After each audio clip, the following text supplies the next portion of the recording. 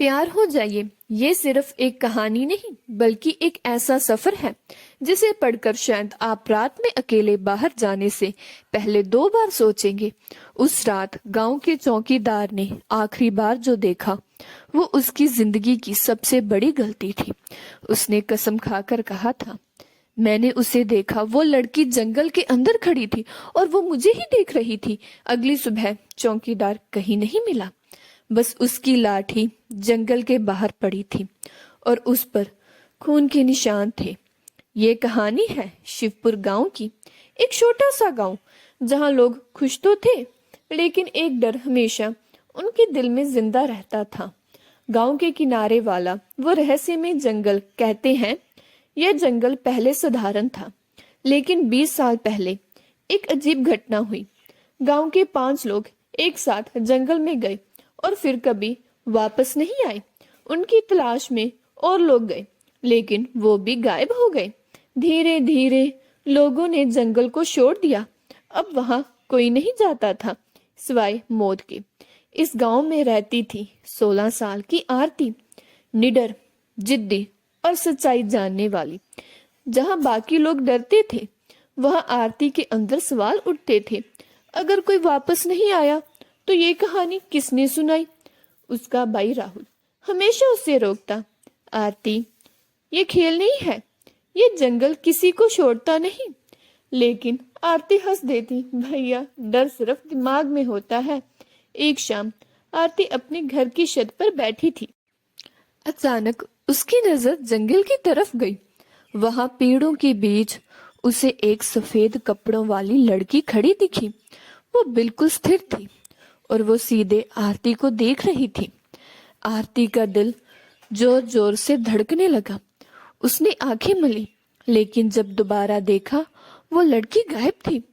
उस रात आरती को नींद नहीं आ रही थी।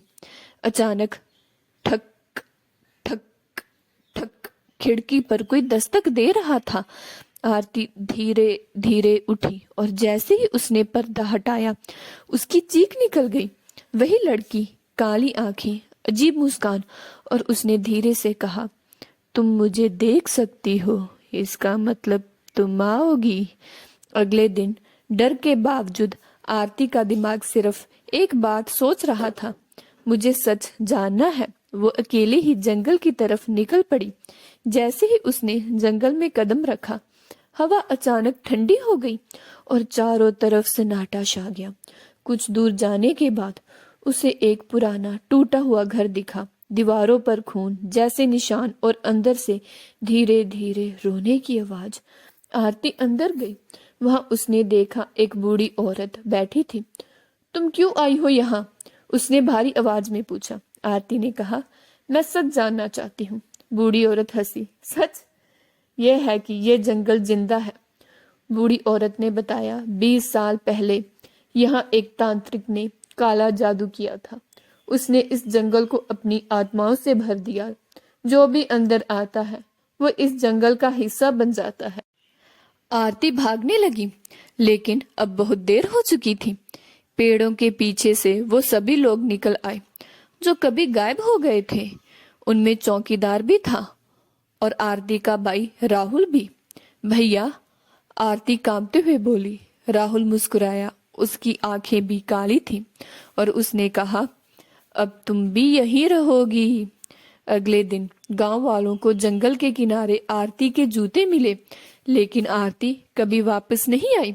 आज भी अगर कोई उस जंगल के पास जाता है तो उसे एक लड़की की आवाज सुनाई देती है, तुम मुझे देख सकते हो, इसका मतलब तुम आओगे।